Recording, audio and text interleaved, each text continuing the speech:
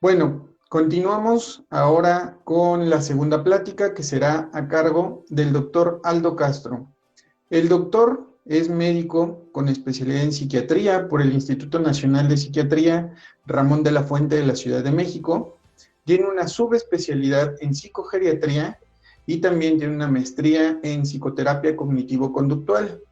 Él, de la misma forma que la doctora Gabriela, trabaja en el Centro Estatal de Salud Mental, ahí en la ciudad de Querétaro, donde además también tiene su práctica privada y desde este año también es docente en la Universidad Cuauhtémoc Querétaro, impartiendo las clases de psicología médica.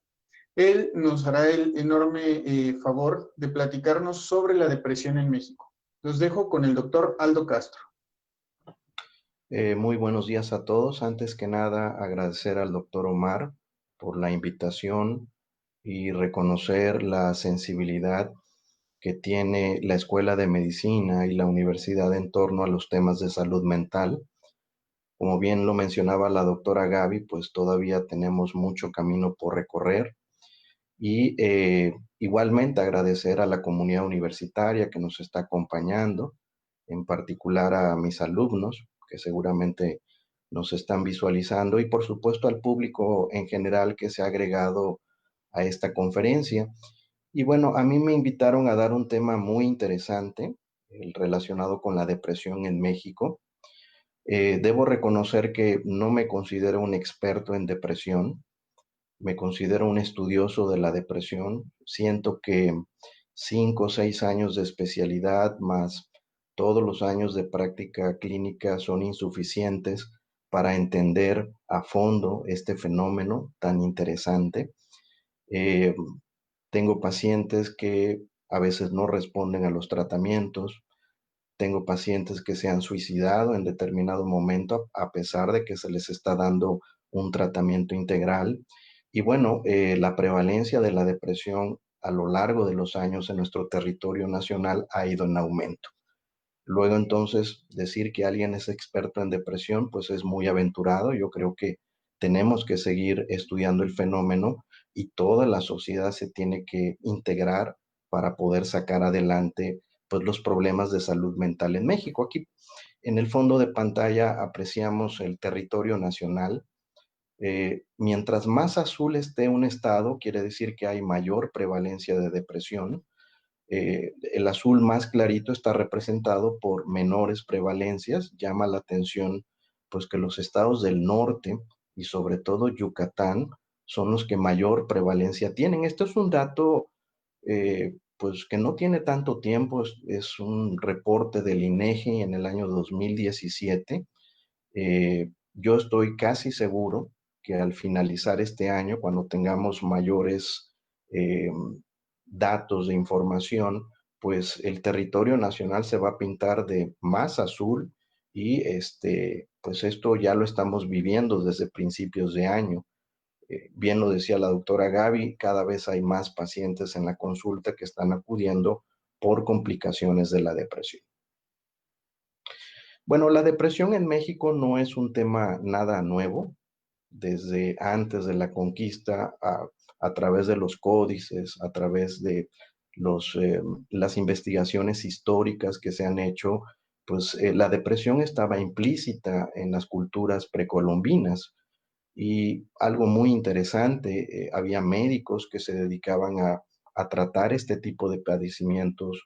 El conocimiento que había en torno a la herbolaria era enorme, era muy rico, era muy vasto. Y bueno, la depresión se relacionaba con el corazón. Para los aztecas y para muchas culturas precolombinas, este era el órgano de la razón, el órgano de las emociones.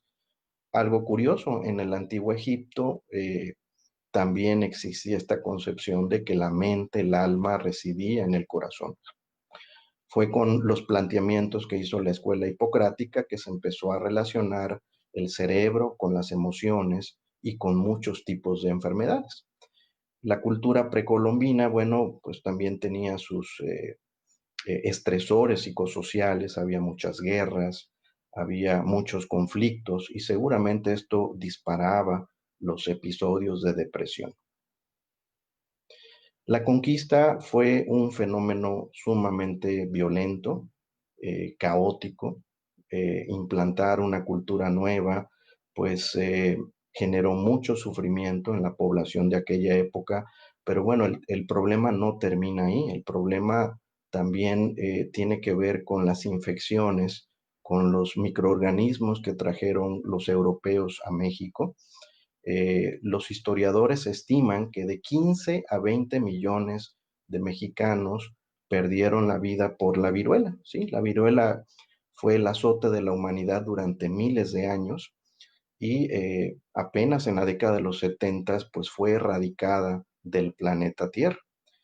Los que, bueno, ya tenemos más de 50 años, todavía fuimos vacunados contra esta enfermedad, que, bueno, no solamente producía complicaciones en la piel, también producía eh, eh, complicaciones en diferentes órganos y sistemas.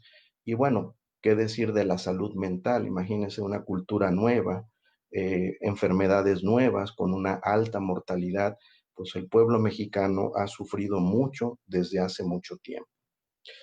Cuando yo era residente, se decía que en el año 2020 pues la depresión iba a ser la causa número uno de discapacidad.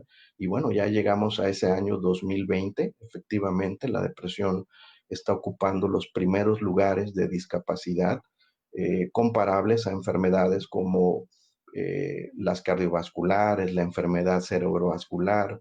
Y bueno, como decíamos al principio de la plática, estos problemas van a seguir en aumento y la pandemia está repercutiendo directamente sobre la salud mental. Un dato muy importante, afortunadamente México no es de los países que mayor prevalencia tengan en depresión. En este mapa del mundo podemos ver las tasas de prevalencia que hay en Europa. Fíjense, en Bélgica 14%, en Holanda casi 18%, en Ucrania casi 15% y México anda en un 4% aproximadamente. Pregunta obligada, ¿por qué será que en algunos países hay mayores tasas de depresión? Se supone que tienen una mayor distribución, una mejor distribución de la riqueza, tienen una mejor calidad de vida. Son preguntas que, bueno, los investigadores se han hecho desde hace mucho tiempo. Una hipótesis que anda circulando por ahí es la epigenética. Vamos a hablar un poquito más adelante acerca de la epigenética, que son los efectos que tiene el medio ambiente sobre la expresión de los genes. Europa, bueno, fue arrasada por la Primera y Segunda Guerra Mundial y bueno, el cambio en la expresión de esos genes muy probablemente se sigue viendo reflejada en la población actual de Europa. Y bueno, aquí cabe destacar que México pues no ha sido la excepción. La conquista que fue muy violenta, la guerra de independencia, las guerras que se suscitaron antes de la revolución son innumerables, los efectos de la revolución mexicana, los temblores, los terremotos, pareciera ser que los mexicanos, a pesar de todo, somos un pueblo muy resiliente, muy resistente a las enfermedades. Bueno, este es el mapa mundial de las tasas de prevalencia de depresión. Como podrán ver, México anda en un 4%. Todas estas regiones de Rusia, Europa, como decíamos anteriormente, tienen altísimas prevalencias. Y bueno, una posible explicación es la epigenética, que es un área de la genética que ha tenido mucho desarrollo en los últimos 15 años y bueno, nos ha venido a complicar el entendimiento de la influencia que tienen los genes en la conducta y en muchas variables. Bueno, se estima que en México hay alrededor de 11.2 millones de personas con depresión y lo más preocupante es que el 75% de esa cifra total no sabe que está deprimida, nunca ha recibido algún tipo de atención y bueno, más adelante vamos a hablar qué es lo que pasa cuando la depresión no se trata. Según datos de la OMS, la depresión es considerada como la primera causa de discapacidad, ¿sí? ¿Por qué decimos que causa discapacidad? Porque una persona deprimida no tiene ganas de realizar actividades.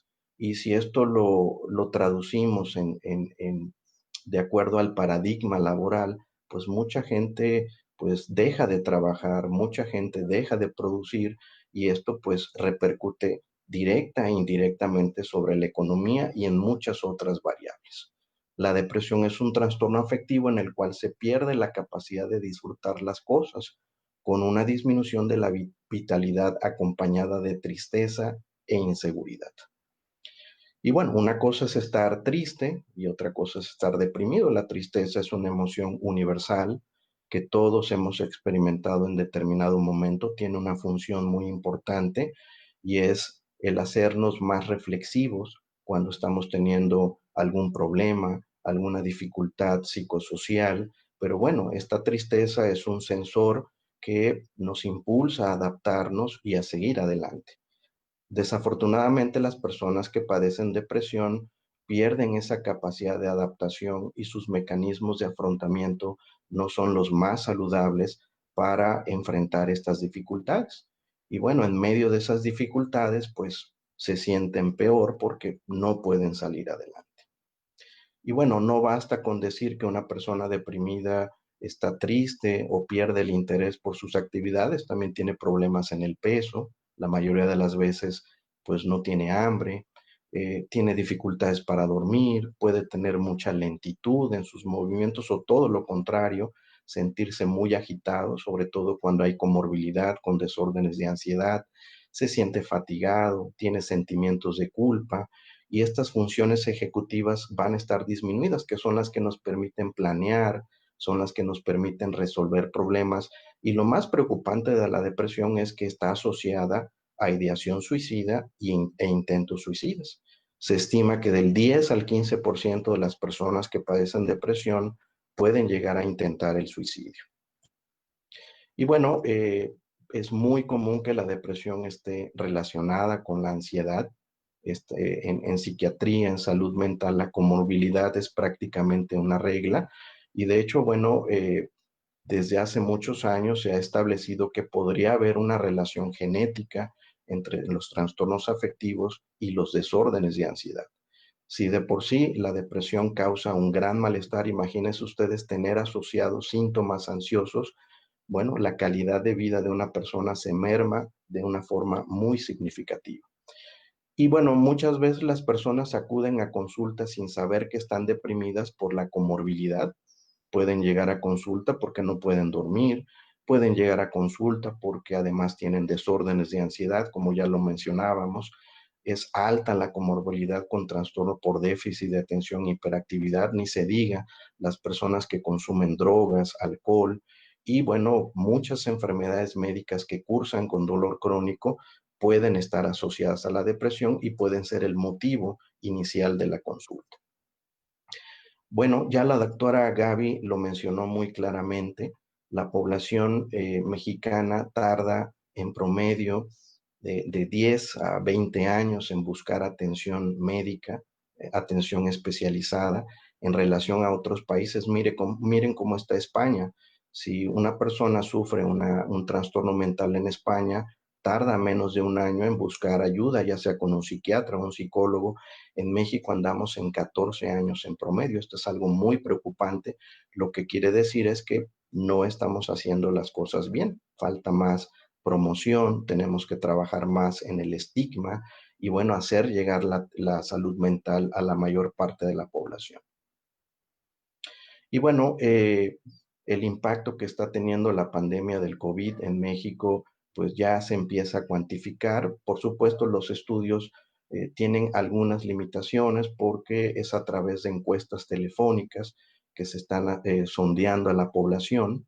Eh, las conclusiones es que casi el 30% de los mexicanos están presentando síntomas leves de depresión, casi un 10% reporta síntomas moderados y un 5% tiene síntomas graves, ni se diga la ansiedad, pues es mucho mayor en prevalencia que la depresión y les decía, es frecuente que depresión y ansiedad estén asociadas. Y bueno, desde hace varios meses se han empezado a describir las manifestaciones neuropsiquiátricas del COVID. No solamente el miedo y la cuarentena están influyendo en la variable de depresión, parece ser que el virus directamente puede afectar el sistema nervioso central y producir encefalopatía, meningoencefalitis, trastornos neuromusculares, incluyendo desórdenes psiquiátricos. Y bueno, se pone en signo de interrogación si el COVID puede generar enfermedades de tipo neurodegenerativo. Esto no lo hemos podido contestar porque falta más tiempo de observación. Se sabe muy bien que el virus afecta el olfato y el gusto, que aumenta el riesgo de enfermedad cerebrovascular y bueno, los efectos tóxico-infecciosos del virus, aunados a la hipoxia que se genera cuando hay insuficiencia respiratoria, también pueden lesionar el cerebro y bueno, directa e indirectamente alterar la salud mental de las personas. Entonces, ¿cómo está influyendo la pandemia del COVID en la salud mental? Bueno, hay que agregarle a eso los problemas económicos, que son muy serios en nuestro país y en todo el mundo, el impacto social de los medios. Imagínense ustedes todos los días prender la televisión o nuestras redes sociales y recibir bombardeo, ¿no? De que van más de 80,000 muertos en México, que más de 800,000 personas se han infectado, que en el mundo las cifras van en aumento, que la cuarentena se podría alargar hasta el otro año, que a lo mejor esta infección pues no se va a erradicar en algún tiempo. Entonces, todas esas variables están influyendo en mayores índices de ansiedad y depresión. Indudablemente que el COVID está afectando la salud mental de México y de todo el mundo. Por lo tanto, tenemos que redoblar esfuerzos. Celebrar el Día Mundial de la Salud Mental es insuficiente. Yo creo que tenemos que celebrarlo todos los días a través de acciones específicas para abordar estos aspectos. Y bueno, el virus pues no solamente afecta tejidos, como decíamos, también puede afectar directamente al sistema nervioso central y bueno, se ha relacionado directamente el virus con depresión, trastorno bipolar, estrés postraumático, episodios psicóticos, trastorno obsesivo compulsivo, epilepsia, incluyendo enfermedad de Alzheimer. Y bueno, los procesos inflamatorios se han estudiado mucho en este virus. Estas tormentas producidas por las citoquinas pueden afectar muchos órganos y sistemas, incluyendo el sistema nervioso central. Y más adelante vamos a hacerles ver que la depresión de alguna manera también es una enfermedad inflamatoria, que si a eso le sumamos otras enfermedades que causan inflamación, pues se puede incrementar la sintomatología.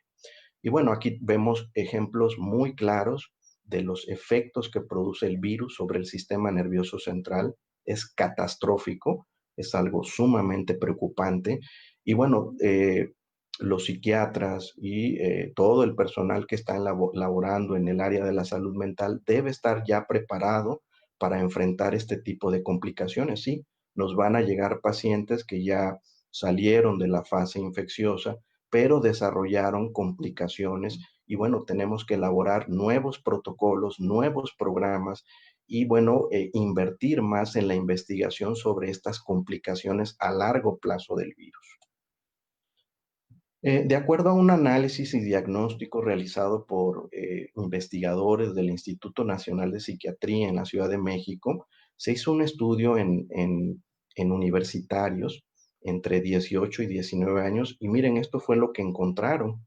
Casi el 15% de la población universitaria tiene déficit de atención que no está recibiendo tratamiento, casi un 14% depresión, pánico, abuso de drogas, dependencia al alcohol, manía, ansiedad generalizada. Por eso decía en un principio, ¿no? Reconocemos la labor del doctor Omar, qué bueno que la comunidad universitaria nos está escuchando. Si alguno de ustedes se llega a sentir mal en determinado momento, no duden en buscar ayuda, porque bueno, todos estos padecimientos pueden impactar directa o indirectamente en su rendimiento académico y a veces ser motivo de deserción escolar. Sí, es muy lamentable que un universitario deje de estudiar por algún trastorno mental. La depresión, bueno, tiene que ver mucho con el estado civil. Fíjense que las personas solteras pues no tienen tantos problemas con la depresión, pero ¿qué pasa con los casados o aquellas personas que están viviendo un proceso de divorcio o separación? La prevalencia es alta, ¿sí? Y bueno, desde que comenzó la pandemia, los juzgados y el sistema judicial han reportado mayores índices de violencia intrafamiliar y divorcios y separaciones. Sí, el COVID pues también nos está afectando en variables sociodemográficas y esto pues debemos tomarle en cuenta. Y bueno, ¿cuánto le cuesta a México no tratar la depresión adecuadamente? 14 billones de dólares. Imagínense ustedes el costo directo e indirecto que causan este tipo de padecimientos. No solamente por las complicaciones médicas y las alteraciones en la vida de una persona, sino por muchas otras variables. Entonces sí vale la pena invertir en salud mental. Y bueno, ¿qué pasa cuando una persona no recibe tratamiento para la depresión? Se ha demostrado ya desde hace muchos años, estamos hablando de estudios de hace 40, 50 años, que el estrés crónico, la depresión, incluyendo las enfermedades que producen dolor crónico, desregulan el eje hipotálamo-hipófisis suprarrenales. Y esta desregulación lleva a una mayor producción de cortisol, que es la hormona del estrés, que bueno, en condiciones normales, cuando desaparecen los estresores o enfrentamos adecuadamente los problemas de la vida, estos niveles de cortisol vuelven a la normalidad. Pero ¿qué pasa en el caso de la depresión? Los niveles de cortisol se mantienen elevados de manera permanente y esa elevación es deleteria para la salud. Se ha visto que ese aumento del cortisol aumenta la presión arterial, produce intolerancia a la glucosa, osteoporosis, la respuesta inmune disminuye y algo muy preocupante, las citoquinas empiezan a aumentar y tienen un efecto directo sobre el cerebro, incluyendo el cortisol. El aumento del cortisol es tóxico para ciertas áreas cerebrales como el hipocampo, que tienen que ver con la memoria y el aprendizaje. Por eso es muy frecuente que las personas deprimidas tengan una disminución en ciertas funciones cognitivas. Y bueno, este aumento de las citoquinas inflamatorias se agrega a ese cansancio, a ese malestar que sienten los pacientes deprimidos. Entonces, este estado inflamatorio crónico, producido indirectamente por el cortisol, pues genera cambios de conducta en las personas, produce cambios cardiometabólicos, aumenta la respuesta simpática, desregula el parasimpático y bueno, nuestra respuesta inmune disminuye. Yo me pregunto qué estará pasando con los pacientes que están internados en los hospitales por complicaciones de COVID. ¿Estamos tratando su depresión? Pues idealmente deberíamos tener un abordaje multidisciplinario, porque si al COVID le agregamos depresión, y bueno, es una enfermedad que está directamente relacionada con la inflamación y la respuesta inmune, esta combinación podría ser letal. Y bueno, la depresión pues no solamente produce desánimo, también produce anedonia, ansiedad y se ha visto que los pacientes que tienen una pobre respuesta a los antidepresivos muchas veces tienen factores asociados que aumentan esa respuesta inflamatoria como la obesidad. Si así como le escuchan, una persona obesa tiene un estado de inflamación crónico. Se ha visto que el sedentarismo también aumenta los estados proinflamatorios, la deprivación del sueño, el maltrato infantil, el trauma emocional.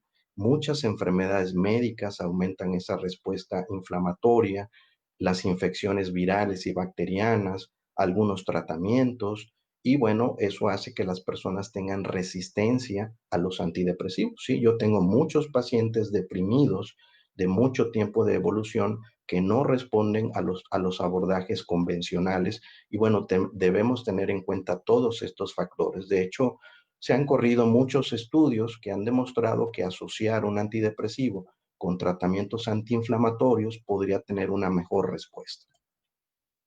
Y bueno, esto tiene un antecedente evolutivo muy interesante. Cuando los seres humanos éramos pues no teníamos casas, no teníamos lugares fijos para vivir, éramos nómadas. Cuando sufríamos una herida o teníamos una infección, bueno, las personas se quedaban a reposar en un lugar y ese reposo, ese estado inflamatorio, permitía de alguna manera la curación, ¿sí? Y a lo mejor pues la depresión era como una especie de mecanismo de sobrevivencia para que el ser humano no se expusiera a mayores peligros. Y bueno, hay evidencias de que la respuesta inmune hace miles de años era mucho más eficiente y más efectiva porque el ser humano estaba expuesto a muchos patógenos. Pero ¿qué ha pasado en nuestro periodo moderno? Se supone que, bueno, la mortalidad por infecciones ha disminuido, aunque, bueno, el paradigma está cambiando con el COVID. Esto es otro tema. Por lo tanto, las condiciones inflamatorias que mencionábamos anteriormente, como obesidad, sedentarismo, trastornos del sueño, estrés crónico, están aumentando la respuesta inmune y por lo tanto la autoinmunidad. Y si a eso le agregamos estrés psicosocial, pues sí, muchos seres humanos estamos viviendo con estados inflamatorios crónicos.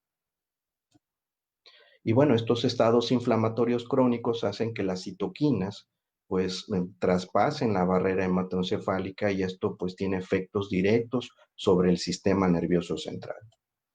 Y bueno, ¿qué hay acerca de la genética y la depresión? Pues ha habido muchos avances, ha habido mucho entendimiento. No hay la menor duda de que la depresión es una enfermedad poligénica, tiene que ver con muchos genes y parece ser que el ambiente juega un papel muy importante. Se ha visto que las personas que tienen antecedentes de depresión, ya sea a través de los padres, abuelos, tíos, pues van a tener una mayor prevalencia de depresión en relación a la población general.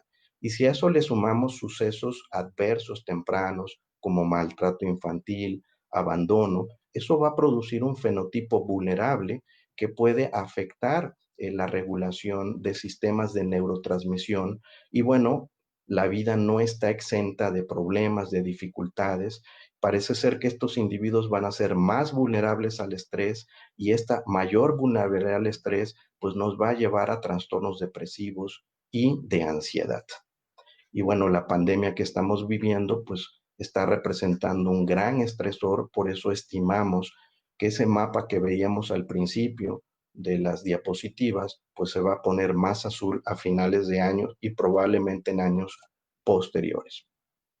Se sabe ya desde hace algunos años que el alelo corto de, el transportador de la serotonina está asociado a una mayor probabilidad de depresión. Quizás este alelo corto tenga una mayor correlación con desregulación en este sistema de neurotransmisión, específicamente hablando de la serotonina. Y bueno, el ser heterocigoto pues nos confiere cierta protección, aunque se ha visto que ser portador del alelo corto es protector en el caso de la depresión postparto. No se sabe muy bien esta relación. Y bueno, el famoso estudio de Caspi, que ya tiene varios años, pues demostró que las personas que son portadoras del alelo 4 van a tener el alelo corto, perdón, van a tener mayores probabilidades de padecer depresión a lo largo de la vida. Y bueno, ¿qué hay acerca de la epigenética y la depresión? Bueno, en modelos animales se ha demostrado que cuando las crías de una rata son separadas y estas ratas crecen y bueno, tienen a su vez descendencia, la descendencia va a tener una desregulación en el eje hipotálamo, hipófisis suprarrenales, ¿sí? Entonces, el ambiente puede jugar un papel muy importante. Por eso la infancia es una etapa importantísima de la vida. Si nosotros establecemos un vínculo seguro, si tenemos una buena crianza, pues vamos a generar individuos que tengan la capacidad de regular las emociones y enfrentar los estresores de una manera más eficiente cuando lleguen adultos. Y bueno, en México pues todavía hay mucha violencia hacia los niños, hay mucha desintegración familiar, los efectos económicos que está teniendo la pandemia sobre nuestro sistema de familia, pues está afectando directa e indirectamente. Y bueno, de acuerdo a la genética, la experiencia individual, los cambios moleculares, los cambios en la expresión de los genes, la alteración de la función neuronal, las alteraciones en los circuitos neuronales, la alteración en la cognición, pues llevan a las enfermedades psiquiátricas. Por eso cuesta mucho trabajo entender cómo se generan las enfermedades mentales. Y bueno, aquí tenemos pues una síntesis de lo que acabamos de explicar. La genética más medio ambiente van a producir alteraciones en los sistemas de neurotransmisión Y bueno, estas alteraciones y los efectos directos del estrés sobre el sistema nervioso están asociados a procesos inflamatorios. Ya hablamos sobre la desregulación del eje hipotálamo, hipófisis suprarrenales. Todo esto lleva a una disminución de la neuroplasticidad y bueno, la conectividad del sistema nervioso central se va a ver afectada. Y bueno, estas son las áreas cerebrales que más se han estudiado en el campo de la depresión: el hipocampo, la amígdala, el accumbens, la corteza del cíngulo anterior y la corteza prefrontal. Se ha demostrado que la terapia conductual, que es una terapia basada en la evidencia, mejora nuestro funcionamiento cortical. ¿Sí? Las personas que tienen una mejor regulación emocional establecen una mejor conectividad entre la corteza prefrontal y las áreas posteriores del cerebro. Se ha visto que los medicamentos antidepresivos pueden apagar un poco la amígdala y contribuir a una mejor conectividad entre las zonas que regulan el estado de ánimo y la corteza prefrontal. Y bueno, desde hace mucho tiempo se sabe que la depresión disminuye el metabolismo tanto en áreas frontales como en áreas temporales. Y por ahí hay una hipótesis muy interesante. Se ha dicho que podría haber una disfunción mitocondrial. Algunos investigadores aseguran que la depresión podría ser una enfermedad de tipo mitocondrial. Recuerden que las mitocondrias tienen que ver mucho con la energía. Y bueno, aquí vemos una imagen muy interesante, una persona que no ha recibido tratamiento para la depresión. Todas las áreas en azul que ustedes ven a nivel frontal, pues denotan una menor actividad. ¿Y qué pasa después del tratamiento? Pues hay una mayor activación de las zonas frontales. Los estudios de difusión por tensión, pues también nos han dado evidencias de que la depresión puede alterar la conectividad del cerebro, y esta ausencia de conectividad pues disminuye la producción de factores neurotróficos, ¿sí? La depresión puede estar asociada a pérdida de la corteza cerebral, en el volumen de la corteza cerebral, y esto, bueno, está directamente asociado con las alteraciones cognitivas. Y bueno, aquí podemos ver personas con depresión en donde hay una disminución en el volumen de la corteza, ¿sí? La depresión hace que las personas pierdan volumen en la corteza cerebral. Y bueno, ¿qué podemos decir acerca del suicidio? El suicidio es otro fenómeno que también preocupa a nivel mundial. Se estima que 1 millón de personas en todo el mundo anualmente se suicidan. Afortunadamente México pues está en los últimos lugares, un lugar bastante honroso. Volvemos al mismo punto, ¿no? México, a pesar de todas las dificultades que ha vivido a lo largo de la historia, es un pueblo resiliente, es un pueblo que cuando se cae se levanta rápidamente. Pareciera ser que en relación a otros países, en relación a otras culturas, somos un poquito más resistentes, al menos en depresión y ansiedad. ¿Por qué será? No lo sabremos muy bien, pero es una pregunta de investigación muy interesante. Como podrán ver, bueno, hay tasas altísimas de suicidio en la mayor parte de los países europeos, que se supone tienen mejor calidad de vida, tienen una mejor economía, la gente tiene una mejor educación. Y bueno, vuelvo al mismo punto, ¿no? La epigenética a lo mejor juega un papel muy importante. Los efectos de la Primera y Segunda Guerra Mundial pudieron haber afectado la epigenética de las poblaciones europeas y todavía están sufriendo las consecuencias de estos acontecimientos que fueron brutales. En la Segunda Guerra Mundial se estima que murieron más de 50 millones de personas, y estamos hablando de un poco más de hace 70 años. Desafortunadamente, pues todavía hay guerras en el mundo, hay intereses, y esto pues afecta la salud mental de los países. En México estamos llevando una guerra, la guerra contra el narcotráfico, ¿no? Hay muchas cifras que se han generado a lo largo de los sexenios, pero bueno, les decía, a pesar de guerra contra el narcotráfico, a pesar del COVID, a pesar de terremotos, ahorita nuestros hermanos que están en el sureste están sufriendo las consecuencias de varios huracanes.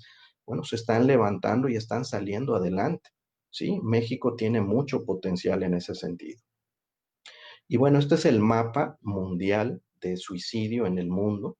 México, afortunadamente, pues está en los colores más claritos, tenemos tasas menores del 5%. Sí, de repente los medios de comunicación hacen mucho ruido en relación al suicidio, pero realmente en México y en particular en Querétaro, pues tenemos tasas bajas. Claro, eso no quiere decir que bajemos la guardia, tenemos que seguir trabajando para el suicidio se puede prevenir de alguna manera, pero bueno, es muy preocupante cómo está el fenómeno del suicidio en otros países. Y bueno, estudiar suicidio no es tan sencillo porque hay muchas variables que influyen en esto. Estamos absolutamente convencidos de que la depresión es un factor muy importante relacionado con suicidio, que un gran porcentaje de las personas que tratan de suicidarse o logran suicidarse, pues padecen un trastorno mental. Pero bueno, también hay que tomar en cuenta factores culturales, eh, la cultura que impera en muchos países, etcétera. Bueno, como podrán ver claramente en esta gráfica, las tasas de suicidios han venido en aumento a lo largo de los años, pero bueno, a pesar de todo, nuestras tasas siguen siendo bajas en relación a otros países. Pues sí, hay campañas que están tratando de prevenir el suicidio, pero concuerdo con la doctora Gaby, los servicios siguen siendo insuficientes. Eh, la información que tenemos en relación a estos temas todavía es precaria y por lo tanto, pues debemos invertir un poco más en la salud mental. Creo que la doctora Gaby lo mencionó, México es uno de los países que menos invierte en salud mental. eh, Creo que menos del 1% del gasto total en salud se destina a la salud mental y bueno, estamos viviendo las consecuencias de eso, no tanto del suicidio, sino por la prevalencia de otros trastornos mentales y hablábamos del impacto que pueden tener en nuestra economía y en nuestra productividad, sí vale la pena invertir en salud mental. Y bueno, aquí están los grupos de edad que más se suicidan. Aquí claramente podemos ver que hay picos que van de los 15 hasta los 34 años. La población universitaria en particular es de mucha vulnerabilidad y llama la atención por qué la gente se suicida más entre los 20 y los 24 años. De hecho, nos están ahorita escuchando estudiantes de la comunidad universitaria, sí son los que mayor riesgo tienen. La pregunta es, bueno, ¿por qué se suicidarán más en este periodo de edad? Bueno, curiosamente, pues la depresión es mucho más frecuente en este periodo y si a eso le sumamos los aspectos psicosociales de los trastornos mentales, hay que tener en cuenta que cuando terminamos la preparatoria, las demandas de la vida diaria aumentan, los estresores aumentan. Por lo tanto, si nosotros venimos acarreando factores de riesgo para padecer trastornos mentales y entramos en esta etapa de vida, estos estresores pueden generar muchos desequilibrios, como mencionábamos anteriormente, en relación a la epigenética y la desregulación de muchos sistemas que tienen que ver con las emociones. Bueno, es la etapa pues más prevalente de este tipo de fenómenos, por lo tanto tenemos que hacer hincapié y acercarnos más a esta comunidad. Lo ideal es que, bueno, las universidades, bueno, cuenten con programas para detectar oportunamente estos padecimientos y, bueno, darles la atención apropiada. Y en ese sentido, bueno, creo que la Universidad Cuauhtémoc está siendo muy responsable al sensibilizarse con estos temas y hacer llegar esta información a su comunidad y al público en general. Y bueno, aquí podemos ver otro gráfico en donde vemos claramente que las tasas de suicidio han ido en aumento. Si las mujeres se suicidan menos que los hombres, este, ¿por qué las mujeres se suicidan? Bueno, las mujeres lo intentan más realmente, pero los hombres utilizamos métodos mucho más agresivos, más letales. En México, bueno, las personas prefieren el ahorcamiento, que es un método relativamente barato, igualmente el envenenamiento con alguna sustancia, pues el uso de armas de fuego no es tan prevalente en México por una sencilla razón, el acceso a las armas es difícil. Mientras tanto, en los Estados Unidos, aquí las estadísticas varían un poco más porque allá ir a comprar una pistola es tan fácil como ir ahorita a una tienda de autoservicio y comprarme un gansito, ¿no? El acceso a las armas allá pues es indiscriminado y bueno, esto les ha ocasionado muchos problemas. Y bueno, aquí tenemos un gráfico de los suicidios en México de acuerdo a la escolaridad. Parece ser que la escolaridad es un factor protector. Mientras más escolaridad tengamos, menores posibilidades va a haber de suicidio. Por eso es importante que nuestra comunidad universitaria se concientice acerca de estos temas y bueno, haga los esfuerzos necesarios para terminar esa escolaridad, ¿sí? Una licenciatura, una maestría, un doctorado nos dan más herramientas, nos dan más capacidad para enfrentar estresores psicosociales. En México, bueno, el grueso de la población tiene de promedio de escolaridad la secundaria y eso, bueno, también está impactando nuestra salud mental. Nuestro sistema educativo tiene que mejorar indudablemente. Y bueno, ya casi para finalizar, pues la depresión, pues no solamente incide en todo lo que hemos mencionado, también aumenta el riesgo y tiene una alta asociación con otro tipo de enfermedades de tipo degenerativo como el Alzheimer, el Parkinson, ni se diga las personas que son VIH positivas, aquellos que han sufrido un accidente vascular cerebral, la prevalencia es alta en la diabetes, en las enfermedades cardiovasculares, en el cáncer, y bueno, si nosotros tratamos de correlacionar la información que les compartía yo sobre el estado proinflamatorio que produce la depresión y los efectos que tiene sobre la inmunidad, indudablemente que esta comorbilidad hace que todas estas enfermedades tengan un curso y un pronóstico diferente. Por lo tanto, pues también tenemos que psicoeducar al personal que trabaja en hospitales para detectar oportunamente la depresión e incidir sobre ella. Y lo más preocupante es que si nuestros hospitales públicos están llenos de pacientes con COVID, seguramente la prevalencia de depresión es altísima. Creo que nos hace falta un estudio para determinar esta prevalencia y analizar qué efectos está teniendo la depresión en el curso y el pronóstico del COVID, que es una pregunta de investigación muy interesante. Y bueno, aquí tenemos otro tipo de enfermedades que están relacionadas con depresión, la enfermedad coronaria, el infarto agudo del miocardio. Fíjense ustedes que se ha visto que las personas que han sobrevivido a un infarto agudo del miocardio, si están deprimidas, tienen un riesgo de muerte súbita muy alto. Se ha visto que la depresión desregula el sistema simpático y parasimpático y esto puede promover arritmias ventriculares que pueden ser letales. Ya hablamos del cáncer, la diabetes, el VIH, las personas que padecen enfermedades neurodegenerativas, en la migraña las prevalencias son muy altas, en la esclerosis múltiple. Y bueno, los que trabajamos con población de adultos mayores y tratamos el Alzheimer todos los días, hemos constatado que años antes de desarrollar la enfermedad de Alzheimer, es muy frecuente que las personas debuten con depresiones recurrentes o depresiones de inicio tardío. Los investigadores se han hecho esta pregunta, bueno, ¿será la depresión un factor de riesgo para enfermedad de Alzheimer? Probablemente sí, por los efectos que tienen estos glucocorticoides sobre el hipocampo y sobre el volumen de la corteza cerebral.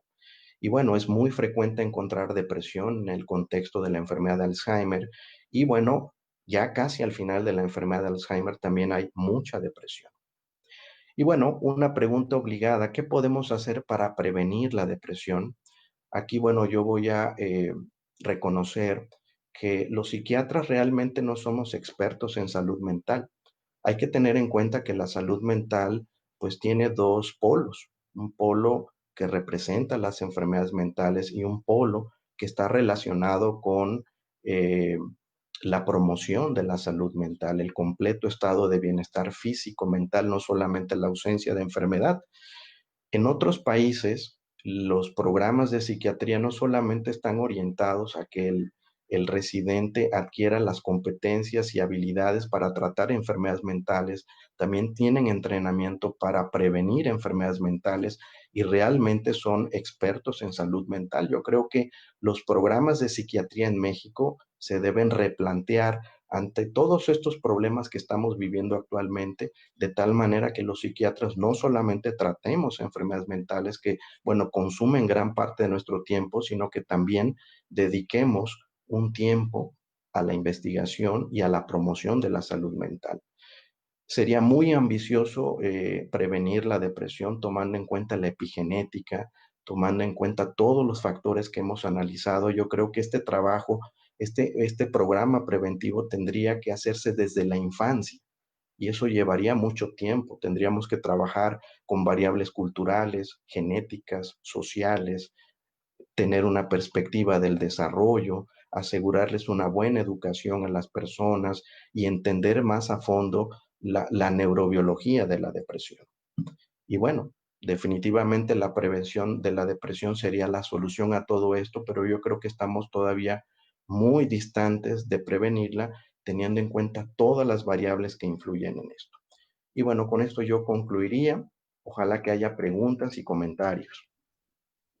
Doctor, voy a tratar de resumir un poco las preguntas porque en realidad son muchas, Sí, claro. pero creo que hay una que la voy a tratar de como enlazar. Obviamente preguntan mucho en relación al COVID, si obviamente si hay una relación con el incremento de la depresión y ansiedad con el COVID, ¿qué pueden hacer en este momento del confinamiento y con toda esta situación de la pandemia para poder manejar estos temas de depresión?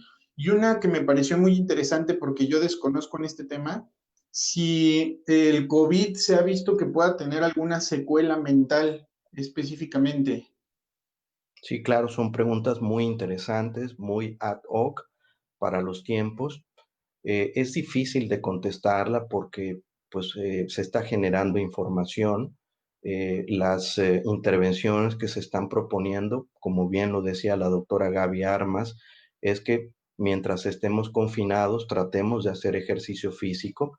La relación del ejercicio físico sobre la salud mental se ha estudiado desde hace mucho tiempo.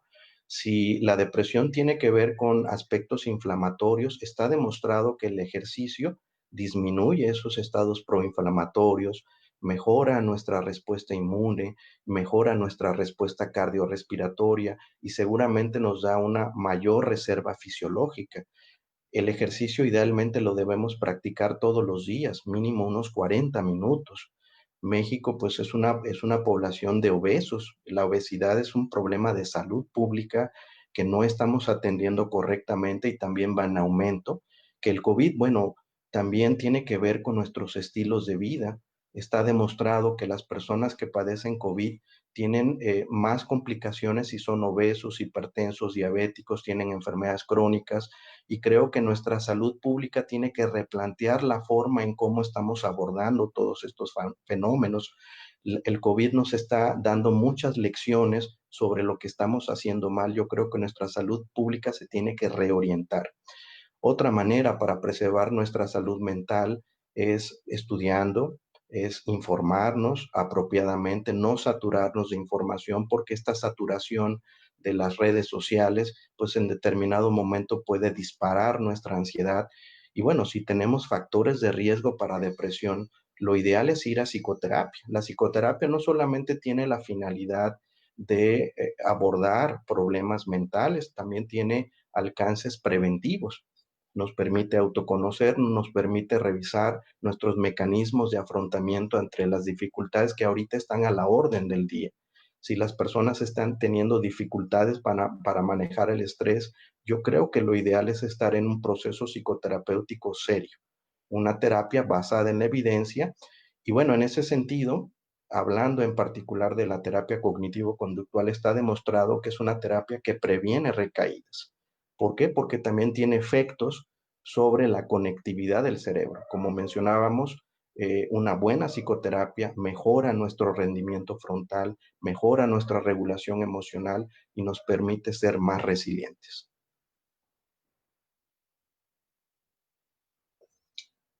Sí, no sé si haya alguna otra pregunta. Sí, doctor, digo, la verdad es que hay muchas preguntas en relación al tema y también comentaban si hay alguna estadística relacionada al incremento de suicidios asociado a la pandemia en este momento. Sí, muy interesante pregunta también. Como todavía no ha terminado el año, la información se está acumulando, pero sí hay evidencias de que la tasa de suicidio se está incrementando. Afortunadamente no es tan alta como nosotros esperábamos, pero sí va en aumento. Yo creo que en relación a otros años, pues esas tasas van a seguir aumentando de acuerdo a las curvas que habíamos mostrado. Tendríamos que esperar hasta diciembre para contemplar toda esta información y contestar de una manera más objetiva, pero sí están aumentando. Muy bien, doctor. Pues en este momento la realidad es que son muchísimas las preguntas que tenemos, pero pues por cuestión de tiempo creo que tendremos que cortar el tema y nuevamente les agradezco mucho por su participación y nos vemos en unos minutos para continuar con la siguiente plática. Muchas gracias, doctor. A ustedes, que tengan buena tarde. Hasta luego, buena tarde. Hasta luego.